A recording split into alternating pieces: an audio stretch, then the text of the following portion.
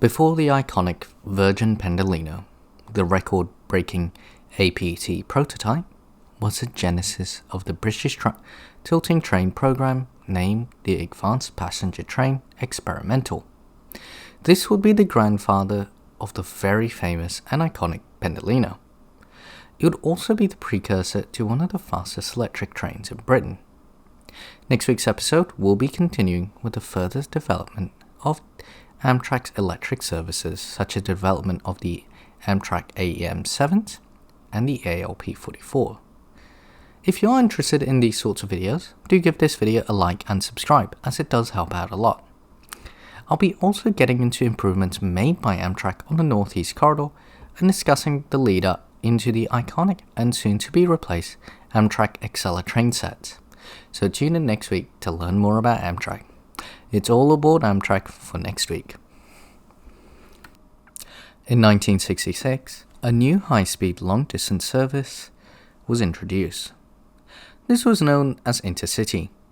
This service would show a massive reduction in service times compared to the older services. It would reduce travel times compared to the older steam services, which offered 3 hours and 30 minutes to Manchester and Liverpool via the top-link steam services using steam locomotives such as the Coronation and Princess class. With the electric trains, journey times was reduced to 1 hour and 35 minutes to Birmingham and 2 hours to Manchester. One thing that was shown was that for every 1 mile per hour speed increase, there was an increase of 1% of ridership. This pushed British Rail to look towards a high-speed rail option. Britain's railways were some of the oldest in Europe. Sections of track would have low track speed limits due to the curvature of the track.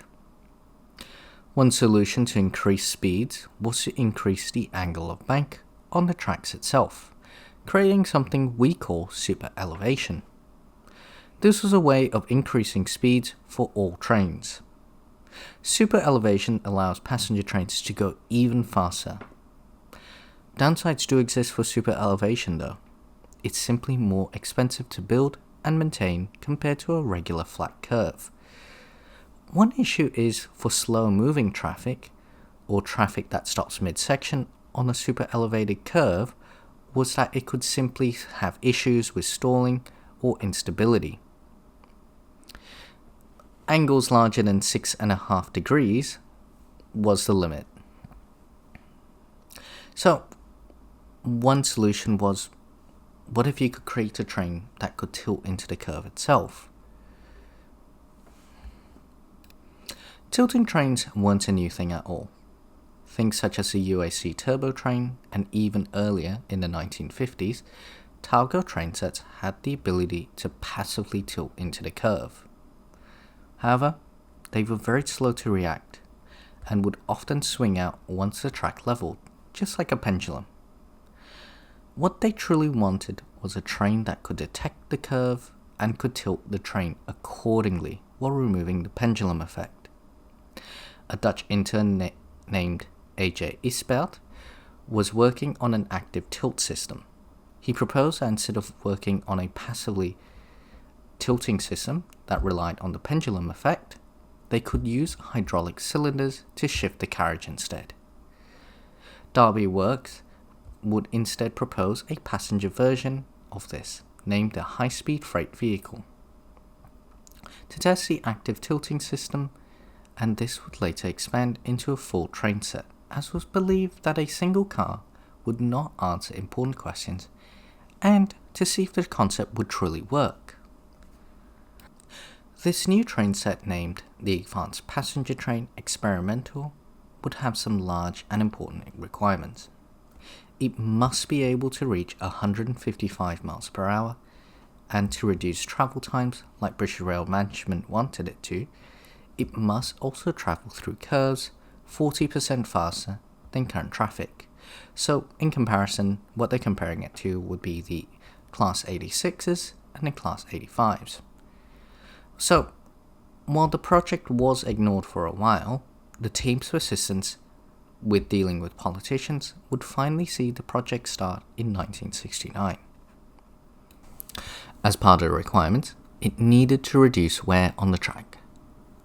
It had to have a low axle load to meet this requirement. A diesel-electric power plant would simply be too heavy, and instead, the APT experimental at the time would use a gas turbine combined with a generator used with traction motors.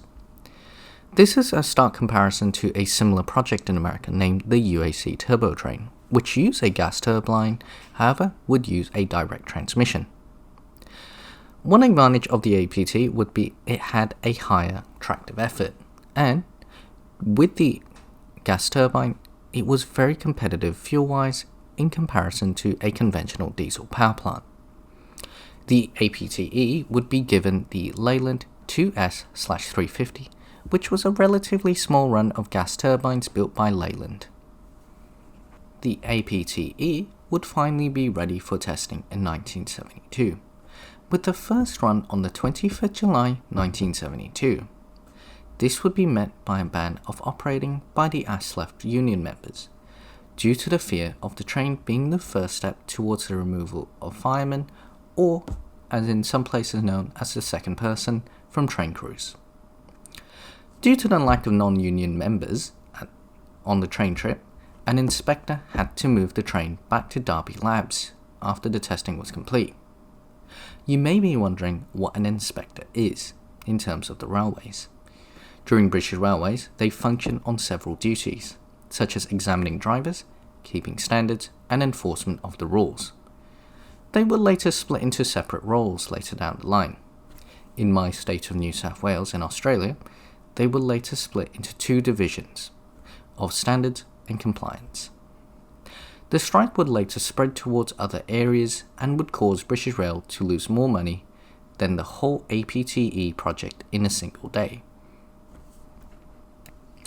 The APTE showed promise but showed many issues that needed to be corrected.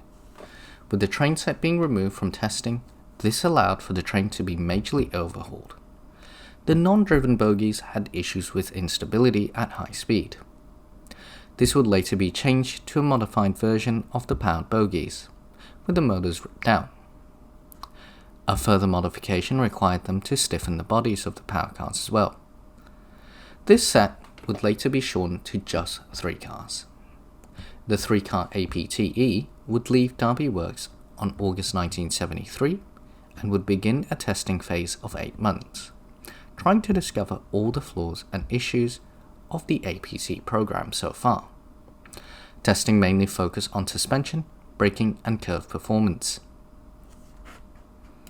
During this further testing, reliability rose to be a concern, as the APTE had multiple issues. In response, it would enter the workshop again, for a second time to hopefully fix the issues. One change was made was that the gas turbines that were originally used to help power the passenger cars' heating and lighting was now used to help power the traction motors instead. In addition to this, the gas turbines would be improved and upgraded from 240 horsepower per turbine to 330. The modified power cars would now make 1650 horsepower in total. This would lead to have the train set that would break the British record for gas turbine powered trains. The train set would be rebuilt into a 4-car set and would reach testing on June 1974. It would break the speed record on 10th August 1975, and it would reach a phenomenal 152.2 miles per hour between Swindon and Reading. The APTE's testing would conclude in 1976 and be sent to the National Railway Museum in York. During testing, it would actually only cover 23,000 miles, which for a lot of you, especially if you live in America or in Australia, isn't that actually that much. In comparison, the TGV prototype would cover 200,000 miles in the same amount of time during its own testing phase. So this would actually kind of later showcase in the actual APT prototype as not being as refined as it should be, perhaps due to the lack of testing time. while the prototype for the APT would be electric, the reason for this isn't because of the 1973 oil crisis. In 1971, plans for an electric APT was drawn up, and this would actually lead to the APT prototype itself. The reasons for the gas turbine being abandoned was due to Leyland's exit from producing gas turbines itself. While Leyland had agreed to continue supporting the APTE project, it was unclear who would produce gas turbines for the production model. In 1972, British Railways would order 4 electric versions and 2 gas turbine versions. However, the electric-powered APT's performance was deemed better overall compared to the gas turbines, and this would lead to the cancellation of the gas turbines itself. By the time the oil crisis hit, the decision for the APT's final production models was to be electric. However, much was learned with the APTEs itself, and that research led into the prototype and to the squadron service model. However, we will discuss the future of the electric APT prototype in another video. If you are actually interested in seeing the APT experimental in person, it is currently preserved at the Locomotion Museum at Shildon. Thank you for your continued support, and it is very much appreciated. I hope that I can always make content that you guys watch and enjoy. So I do hope to see you at next week's video about Amtrak's electric fleet. So don't forget to like this video, and if you haven't, please do subscribe. I do want to say thank you from me, my partner, and Mr. Morris, my pet rabbit.